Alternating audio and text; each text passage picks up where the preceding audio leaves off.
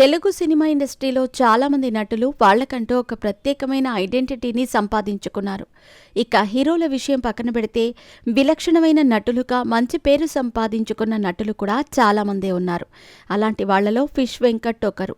3వ తరగతి వరకు చదివిన వెంకట్ తన కెరియర్ మొదట్లో ముషీరాబాద్లో ఫిష్ బిజినెస్ చేసేవాడు. ఇక నటుడు శ్రీహరితో ఉన్న పరిచయం వల్ల ఆయన సినిమా ఇండస్ట్రీకి వచ్చాడు. ఇండస్ట్రీకి వచ్చాక తన వృత్తినే ఇంటి పేరుగా మార్చుకున్నాడు.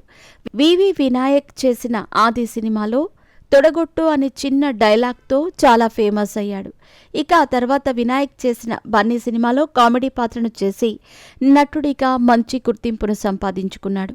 ఆ సినిమాతో మంచి పేరు రావటంతో ఆ తర్వాత ఆయన వెనుతిరిగి చూడకుండా వరుస సినిమాలతో కామెడీని పండిస్తూ కామెడీ విలన్గా కూడా రాణించాడు.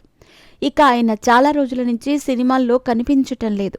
అయితే ఆయన గత కొన్ని రోజులుగా కిడ్నీ, లివర్ సంబంధించిన అనారోగ్యంతో బాధపడుతున్నారు. మరి అలాంటి నటుడు నిన్న రాత్రి చందానగర్లోని ఒక ప్రైవేట్ హాస్పిటల్లో తన తుది శ్వాసను విడిచారు.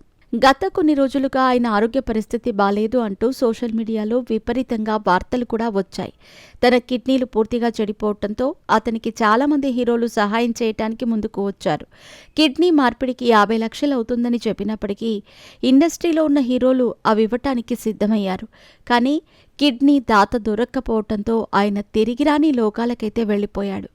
ఇక ఫిష్ వెంకట్ మృతి పట్ల పలువురు సినీ, రాజకీయ ప్రముఖుల సంతాపాన్ని తెలియజేస్తున్నారు.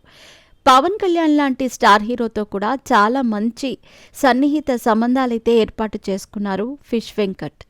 గబ్బర్ సింగ్ సినిమా సమయంలో పవన్ కళ్యాణ్తో అతనికి మంచి అనుబంధం అయితే ఏర్పడిందట. మరి మొత్తానికైతే ఆయనకు ఆర్థిక సహాయం చేయటానికి చాలామంది హీరోలతో పాటు ప్రభుత్వం కూడా సహకరించినప్పటికీ ఆయన ప్రాణాలనైతే కాపాడలేకపోయారు. మరి ఆయన ఆత్మకు శాంతి కలగాలని కోరుకుందాం.